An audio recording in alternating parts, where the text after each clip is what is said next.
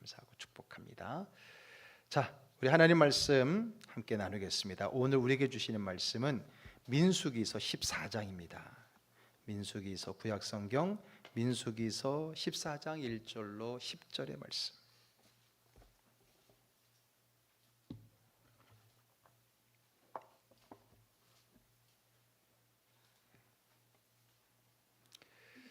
민수기 14장 1절에서 10절의 말씀 함께 읽겠습니다. 온 회중이 소리를 높여 부르짖으며 백성이 밤새도록 통곡하였더라.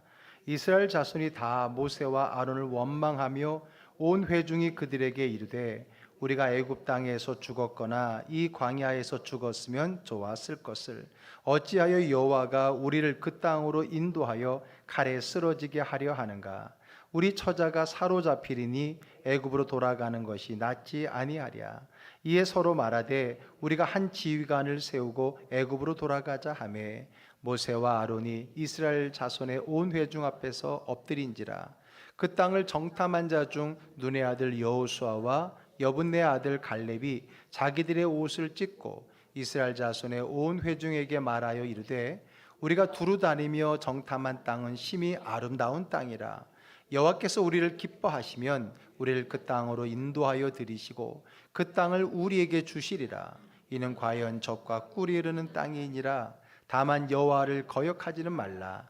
또 그 땅 백성을 두려워하지 말라. 그들은 우리의 먹이라. 그들의 보호자는 그들에게서 떠났고 여호와는 우리와 함께 하시느니라. 그들을 두려워하지 말라 하나 온 회중이 그들을 돌로 치려 하는데 그때 여호와의 영광이 회막에서 이스라엘 모든 자손에게 나타나시니라. 아멘. 할렐루야. 아멘. 이번 부흥회 은혜 많이 받으셨죠?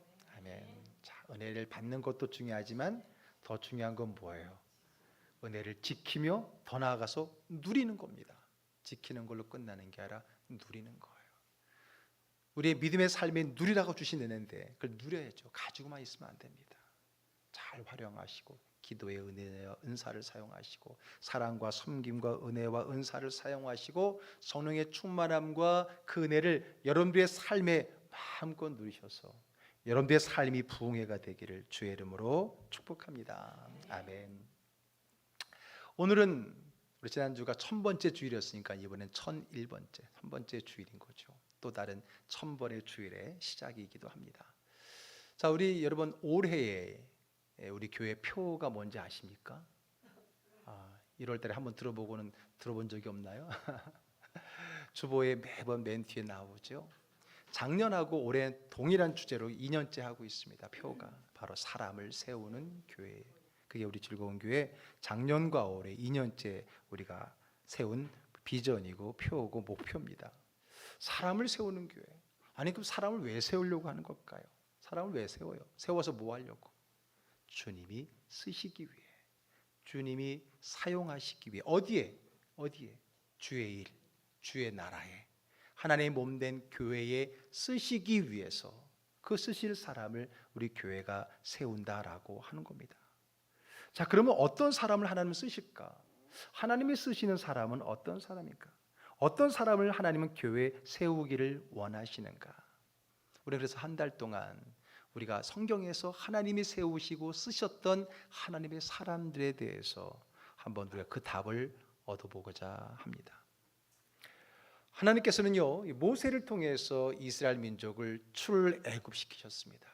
한 430년 동안의 애굽의 노예로 있었던 그 이스라엘 민족을 하나님은 모세를 통해서 애굽에서 나오게 하시고 가나안으로 가게 하셨던 거죠. 출애굽의 그래서 리더는 누가 뭐래도 바로 모세일 겁니다. 그러나 모세 혼자서 다 그 일을 감당했던 건 아닙니다. 그를 돕는 동역자, 다른 하나님의 일꾼들이 있었기 때문에 가능한 것이죠. 자, 그들 중에는요, 여러분 잘 아는 아론과 훌도 있습니다. 홍해를 건너고 와서 그들이 시내산을 향해 갈 때에 마지막 가게 되는 그 시내산의 르비딤 골짜기에 머물렀을 때 그 광야의 민족인 아말렉 족속이 쳐들어오거든요. 그래서 그들과 함께 싸우러 여호수아가 장정들을 데리고 나가 싸우게 되어지고 모세는 산 위에 올라갑니다. 왜요? 기도하러 영적인 전투를 치르러 올라가는데 그와 함께한 두 사람이 있었죠. 누구였습니까? 아론과 훌입니다. 모세의 손이 올라가면 이기고 내려오면 진다라는 걸 알고 양옆에서 그 모세의 손을 붙들고 내려오지 않도록 함께 협력, 동역을 한 거예요. 그래서 끝내 손이 내려오지 않으므로 이스라엘 민족이 아말렉에게 이겼던 거죠. 아론과 훌이 좋은 모세의 동역자요, 하나님이 세우시고 쓰셨던 그러한 일꾼들이 분명합니다. 자, 그런데 그 둘만 있었던 건 아니었습니다. 또 다른 많은 동역자들이 있었는데 또 그들 중에 또 눈에 띄는 사람들이 바로 여호수아와 갈렙이라고 하는 사람입니다. 아론과 훌은 그러니까 모세 나이 또래 약간 원로 측에 속하는 동역자 그룹이었다라고 한다면 이 여호수아와 갈렙은 젊은이로서 원로들은 뒤에서 뒷받침을 하는 역할이었다면 여호수아와 갈렙 이런 젊은이들은 앞장서서 그 문제 현장 속에서 일을 했던 젊은 일꾼들이었던 겁니다. 자, 이스라엘 민족이 출애굽을 하고 나서 제일 먼저 도착한 것은 시내산이었죠. 먼저 가나안을 향해 간 것이 아니라 시내산으로 간 겁니다. 가나안을 가기 전에 먼저 들러야 될 곳이었거든요. 왜냐하면 그곳에서 처음 모세가 하나님을 만났고 그래서 그곳을 하나님의 산이라 불렀고 그곳에서 이스라엘 민족과 함께 예배 드리기 위해서였거든요. 그래서 그들은 출애굽해서 홍해를 건넌 다음에 시내산으로 갑니다. 시내산에 도착해서 하나님 앞에 예배 드리면서 하나님을 만나고 거기서 하나님 앞에 언약을 맺게 됩니다. 물론 모세가 대표로 올라가서 이스라엘 백성과 언약을 맺습니다. 나는 너희의 하나님이 되고 너희들은 나의 백성이 될 거다. 그래서 하나님과 백성 사이에 언약의 계명들을 주셨고요. 그리고 이제 너희들이 하나님 앞에 예배 드리는 예배 처소로서 하나님의 임재를 상징하는 장소로서 성막을 만들게 됩니다.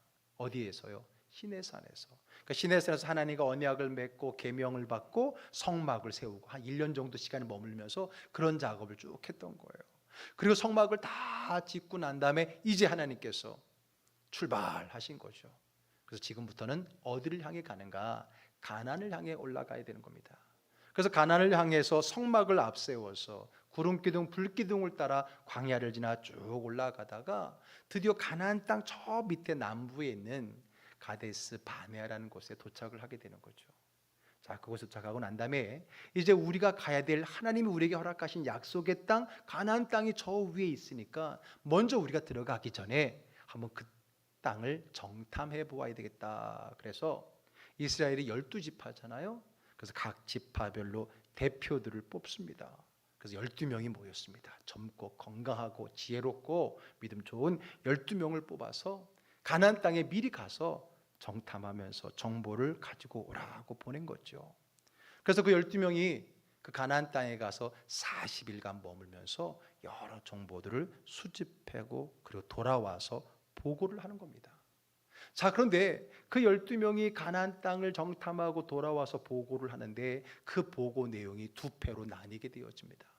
먼저는 대부분의 라고 할 수 있는 10명의 사람들이 보고를 하는데 그 보고는 한마디로 부정적인 보고이자 악평의 보고였다고 성경은 말합니다. 내용은 바로 그겁니다. 정말 그 땅이 좋은 건 맞습니다. 그 땅이 좋은 건 맞습니다. 우리 그 땅에 있는 과실들을 보십시오. 참 좋은 땅이 맞습니다.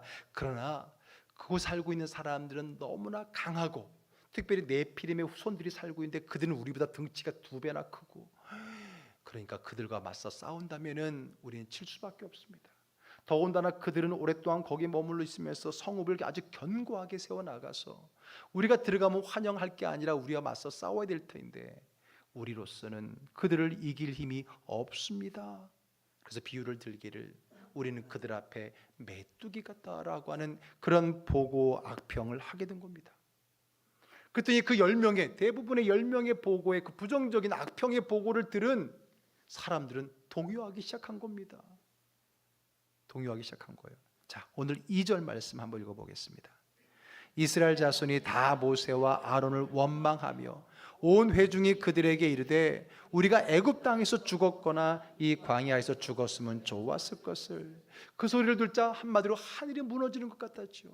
이러려고 우리가 이 먼 길을 왔는가? 이러려고 우리가 여기까지 왔는가? 그러면서 누구를 원망해요?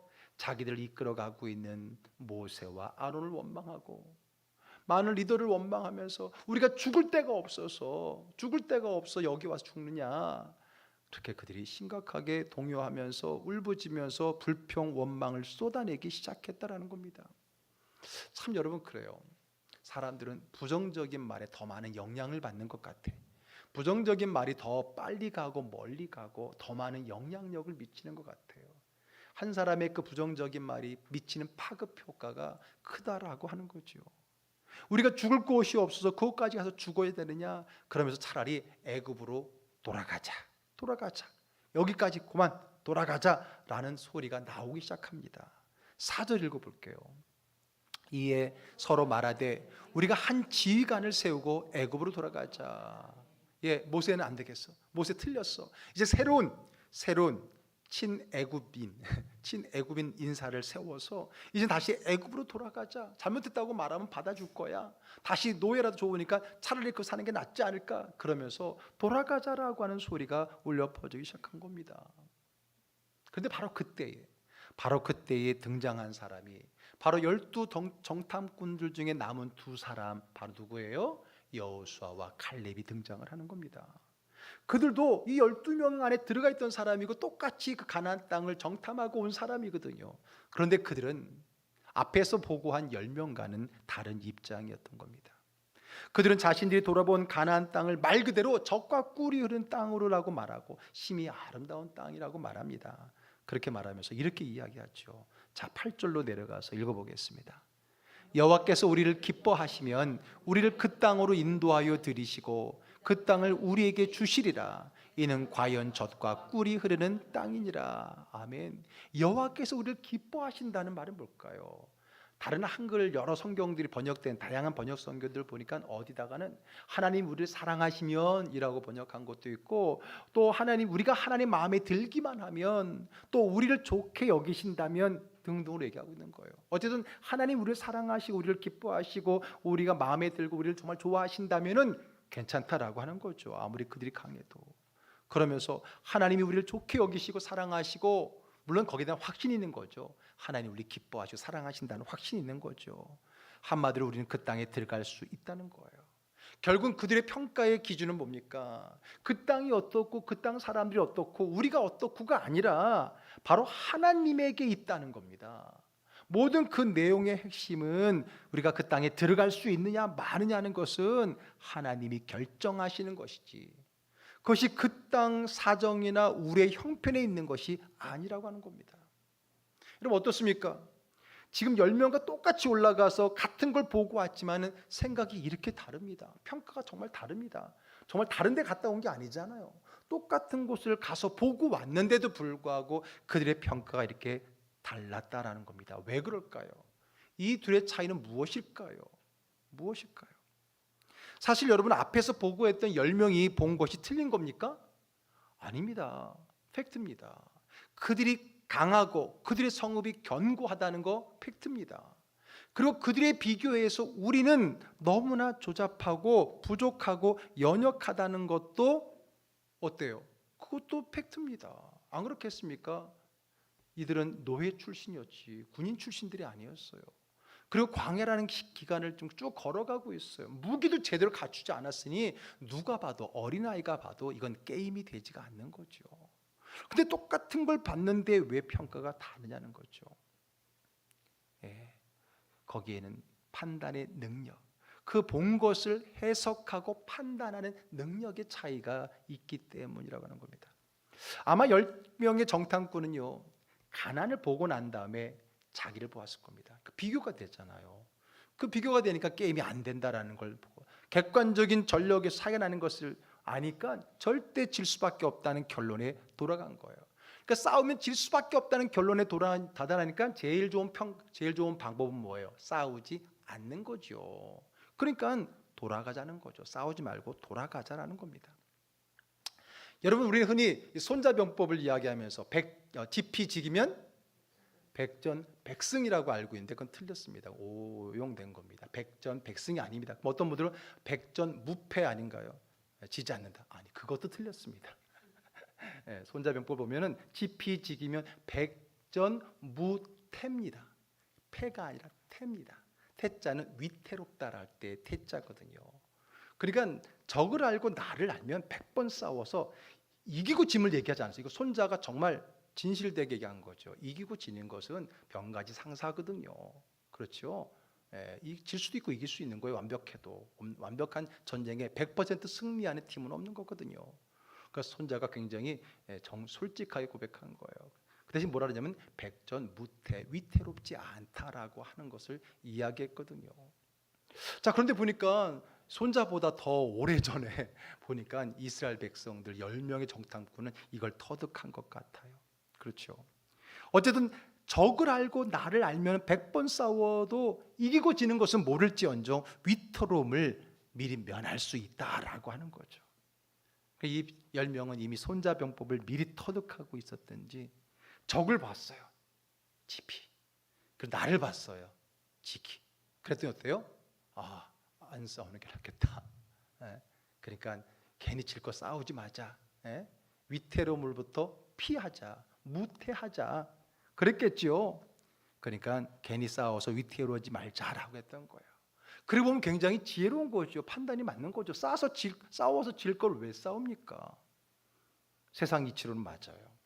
그러나 세상 방법으로는 맞을지 모르지만은 여기 하나가 빠진 게 있어요. 뭐가 빠졌냐? 하나님이 관여하신다는 게 빠졌다는 거죠. 믿음의 사람 아닙니까? 지금 이들은 믿음의 길을 가고 있는 거 아닙니까? 여러분, 애당초 출애굽 여정은 상식으로 맞지 않는 거잖아요. 이해가 되지 않고 설명이 되지 않는 거지 않습니까? 그 강팍한 강국의 바로 왕이 순순히 이들을 내어 보내준 것도 말이 되지 않아요. 아니, 홍해를 건너고 또 그 홍해에서 애국 군대가 멸절된 것, 이것은 세상의 이치입니까? 이것도 이해할 수 없는 겁니다. 아니, 어디 이스라엘 민족의 애국군사와 싸울만 해서 싸웠고 이길만 해서 이긴 거예요? 사실 여기 오는 모든 과정이 세상적인 방법으로는 이해되지 않는 체험이었었거든요.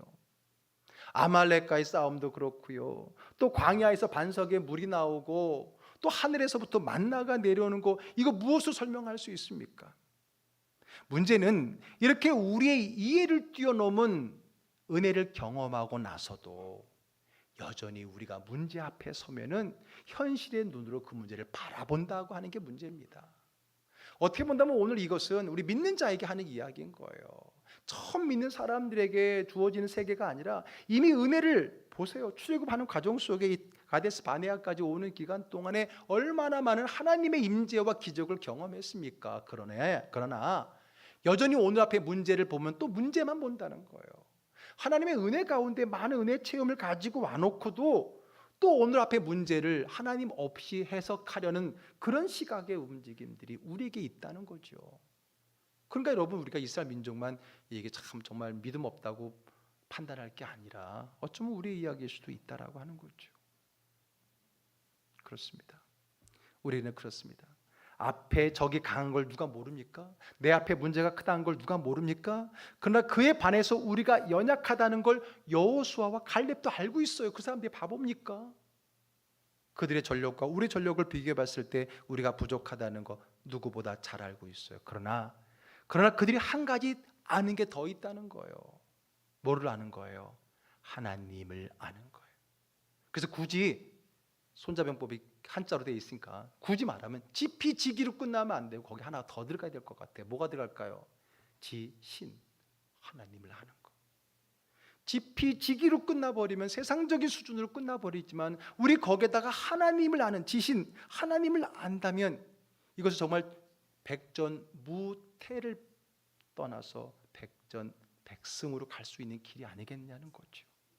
그렇죠. 바로 그겁니다. 바로 하나님을 아는 것. 세상에서는 지피지기가 최고의 덕목이자 성공의 법칙이라고 합니다만, 그러나 우리는 그게 다가 아니라 그보다 더 중요한 것은 이 모든 것을 주관하시는 하나님, 그 하나님을 아는 것입니다. 아멘. 우리가 믿음 생활하는 게 뭐예요? 그 지피지기를 뛰어넘는 그 하나님을 통해서 또 다른 세계관을 가지고 믿음으로 살아가기 위한 그 믿음이 바로 우리 신앙생활이 있지 않습니까? 근데 신앙생활을 하면서도 여전히 그 선에서 머물고 여전히 믿는 것과 믿지 않는 차이가 없이 이 앞에 문제 앞에 좌절하고 낙심하고 불평하는 것이 똑같다라고 한다면 신앙인과 비신앙인의 차이가 무엇이겠느냐는 거예요. 다윗과 골리앗의 이야기를 모르는 사람은 없을 겁니다. 심지어는 믿지 않는 사람도 다윗과 골리앗의 이야기는 잘 알아요. 여러분, 당시 이스라엘 왕 누구였어요? 사울이었습니다. 1대 왕, 초대 왕. 그리고 그 이스라엘의 군대는요, 이 지피지기를 잘했습니다. 지피, 상대방, 골리앗이 엄청 크고 싸움도 잘하고 무기도 강하다는 걸 알았어. 또 지기, 자기들 알았어. 그들에 비하면 우리는 몸도 반절밖에 안 되고 무기도 약하고 힘도 없고, 그래서 기가 죽어 있는 거예요. 그래서 싸우지 못하고 있는 거예요. 왜? 지피지기 해보니까 싸우면 안 되겠거든. 위태롭거든. 그러니까 안 싸우고 있었던 거죠. 근데 갑자기 다윗이 등장해서 내가 싸우겠다라고 나서는 겁니다. 아버지의 심부름을 가지고 이 전장에 나가 있는 형들에게 뭘 갖다 주러 왔더니 이 동생이 갑자기 이 상황을 보면서 이게 말이 되냐고 하면서 갑자기 자기가 흥분을 하더니 자기가 나가 싸우겠다 그러니까 누가 말려요? 형들이 말리는 거야. 이놈아, 네가 죄송합니다. 쥐뿔도 모르면서 쥐뿔도 모르면서 야, 이놈아 지금 가만히 있으라고 하면서 호되게 야단을 치고 있는 거죠. 너는 지피지기도 모르냐? 지금 봐라, 골리앗을 보고 너를 봐. 골리앗을 보고 너를 봐. 지피하고 지기 해봐. 그럼 어디 이기겠나? 이렇게 말하고 있는 거예요. 근데 다윗은요, 그 말을 무시하고는 어떻게 해요? 골리앗 앞으로 뛰어갑니다. 왜요? 지피지기, 그보다 더 중요한 뭐를 알기 때문에? 하나님을 알기 때문에. 하나님. 그는 하나님을 알게, 적도 알고 나도 알겠지만은 그러나 그보다 더 중요한 하나님을 그는 알고 있기 때문에 그는 뛰어나갈 수 있었던 거예요. 무장도 하지 않은 채 그저 물맷돌 들고 뛰어나가는 겁니다. 여러분, 그 믿음은 어디서 나왔을까요? 그는 목동이었습니다. 그동안 오랜 시간 양을 치면서 수많은 그 양을 노리는 맹수들을 만났고, 그때마다 정말 그 어린 목동이 그 맹수와 싸울 때 하나님 주신 그 담대함과 하나님이 함께 하시는 그 믿음으로 수많은 맹수를 물리쳐 양떼를 지켰던 경험이 있던 거예요. 그 믿음의 은혜 체험이 있던 거예요. 그 체험을 오늘 이 골리앗에 적용을 하는 거죠. 우리는 은혜를 체험하면서도 그 은혜를 자꾸만 자기 삶에 체험을 못해. 여러분, 성령을 받고 은혜를 받는 건 그 기도 시간을 위함입니까? 그 기도 시간만을 위한 게 아니잖아요. 우리 앞으로의 삶에 적용되지 않는 믿음은 믿음이 아닌 거죠. 교회에서만 적용되는 믿음에 대해서는 안 됩니다. 제가 그래서 몇 년 전에 부활 주간에 그 시리즈로서 믿음 밖으로 던져라, 무덤 밖으로 던져라. 왜 자꾸 무덤 안에 머물러 있고 교회 안에 머물러 있느냐? 삶으로 나아가야 된다. 삶으로 적용되지 않는 믿음은 소용이 없는 겁니다. 제가 많이 강조하는 게 뭐예요? 누림이잖아요. 아무리 가지고 있어도 누리지 않는 믿음은 믿음이 아니라는 거죠. 여러분들이 받은 그 은혜가 이젠 여러분들의 그 문제에 적용될 수 있기를 주의를 축복합니다. 아멘. 그는 자기가 체험했던 그 맹수와의 싸움을 오늘 앞에 있는 이 골리앗이라고 하는 그 문제에 적용을 했기 때문에 그는 그곳에서 담대해질 수 있고 그 문제를 문제시하지 않고 주의 이름으로 나아갈 수가 있었다는 거죠. 여러분, 다윗이 상대방을 얕잡아보는 게 아닙니다. 골리앗을 얕잡아보는 게 아니고요, 또 자신 너무 과대평가한 것도 아닙니다. 이건 지피지기를 모르는 사람의 표현일 겁니다. 그러나 그가 그것은 않았어요. 그가 상대방을 얕잡아본 것도 아니고 자신을 과대평가한 거 아닙니다. 그 무슨 용기냐? 이건 바로 이거보다 더 중요한, 이 싸움의 가장 중요한 존재인 누구를? 하나님을 바로 알았기 때문에 담대히 나아갈 수 있었다라고 하는 거죠. 그겁니다. 오늘 여호수아와 갈렙도 그랬다는 거예요. 여호수아와 갈렙이 똑같이 40일 보고 왔어요.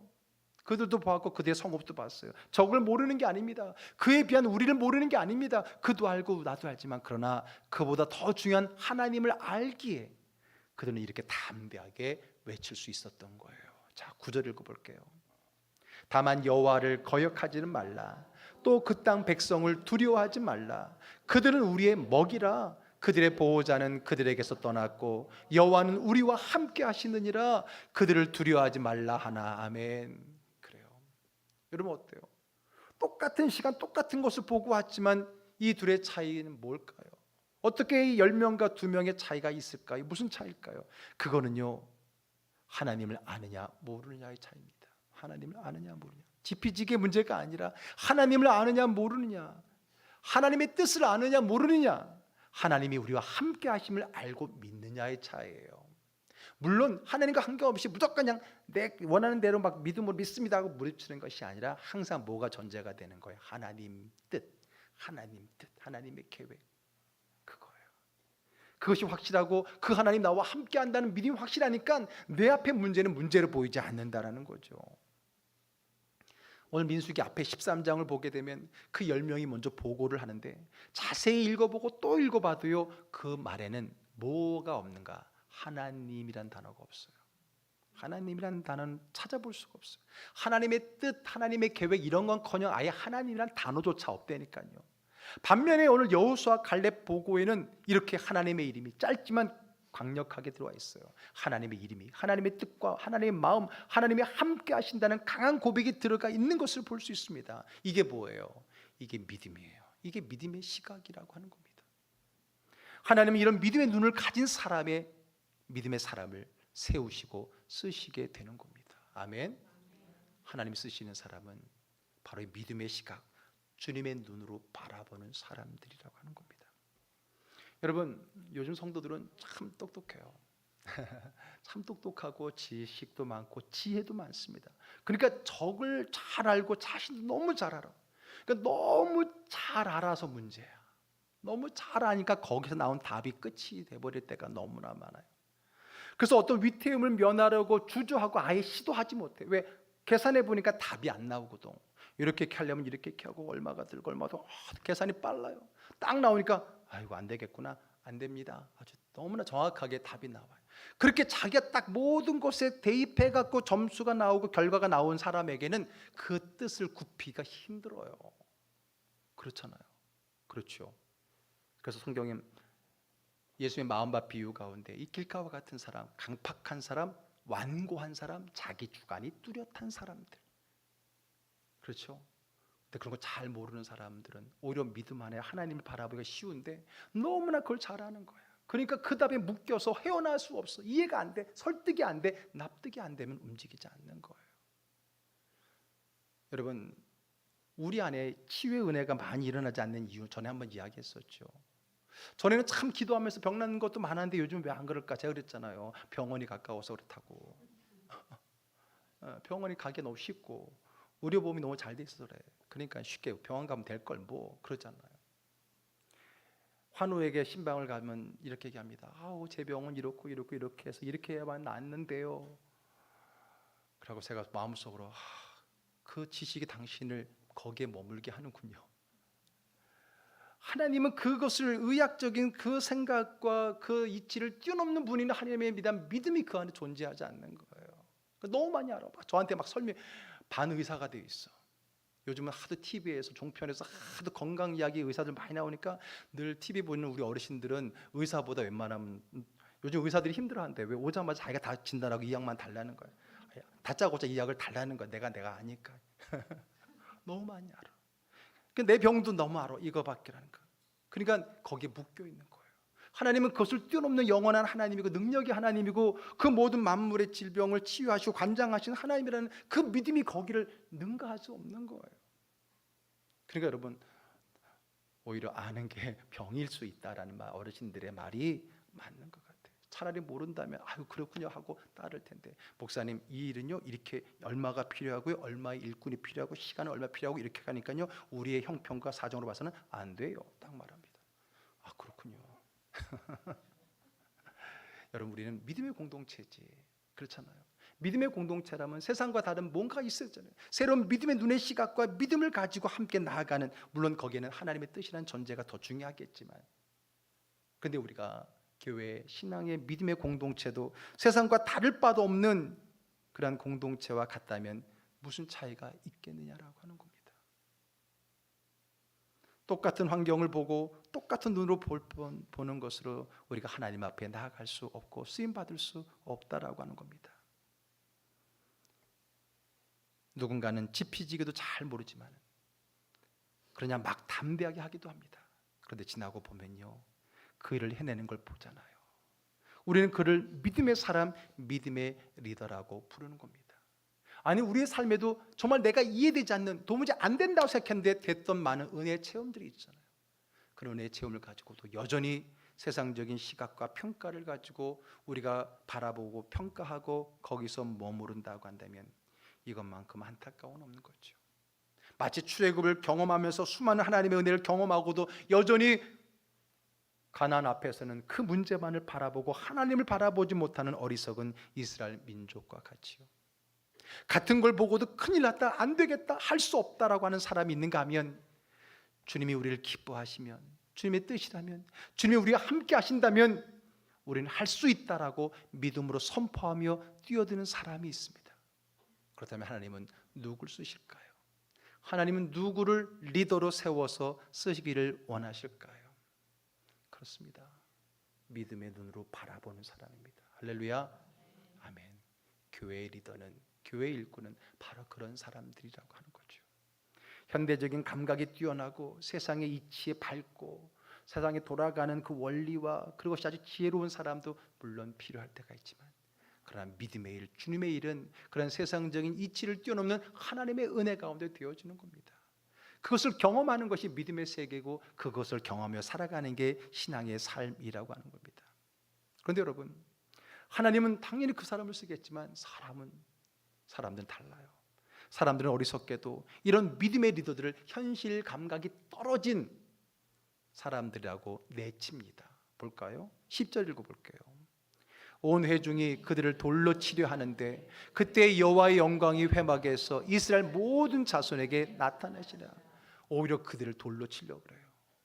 믿음으로 보고하는 그들을 돌로 치려고 하고 우리를 다 죽이려고 한다라고 하면서 죽이려고 합니다. 그러나 결국 하나님 어떠십니까? 그들을 지키시고 그들이 어리석다 생각했던 그 둘을 세우시고 그들을 쓰시게 되는 겁니다. 결론적으로 그 가나안 땅은 누구만 들어가게 됩니까? 바로 여호수아와 갈렙만이 그 땅의 주인공이 될 수 있었던 거예요. 저 뒷부분에 30절로 가보겠습니다.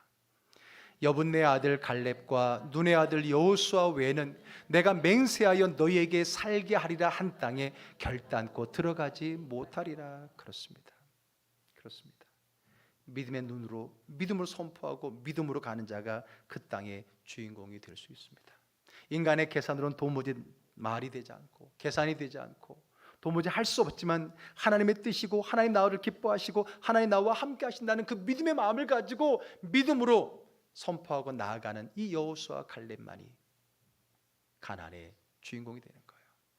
그래서 여러분, 이 바데아 사건으로 인해서 하나님께서 그들을 광야에서 돌리잖아요. 뺑뺑이 돌리시잖아요. 그들이 40일간 갔다 와서 하루를 1년으로 쳐갖고 40년간 방황하게 되는 겁니다. 그 40년을 왜 방황하게 했는가? 바로 이 믿음 없는 1세대가 죽을 때까지 한 세대가 지나가도록 만든 거예요. 그래서 가나안 땅은 새로운 세대, 광야에서 태어난 세대, 그리고 어렸을 때 애굽에서 나왔던 그 세대들이 들어가는데 유일하게 1세대에 들어갔던 인물 2명이 있어요. 그게 누구예요? 여호수아와 갈렙만이 그 가나안 땅에 들어가는 겁니다. 누가요? 그 나라를 믿음으로 꿈꾸고 바라보고 확신하는 자가 그 나라의 주인공이 되는 겁니다. 저건 안 돼, 할 수 없어 라는 사람에게는 그것은 주어지지 않지만 믿음으로 선포하고 그곳에 믿음의 땅을 선포한 자에게 그 나라 그 땅의 주인공이 되는 줄로 믿으시기를 바랍니다. 그거예요. 이게 영적 교회의 리더는 그런 사람이어야 돼요. 하나님의 교회는 그런 사람들로 세워져 간다라고 하는 것입니다. 그래서 여호수아는 모세의 뒤를 이어 가나안 리더가 되었고요.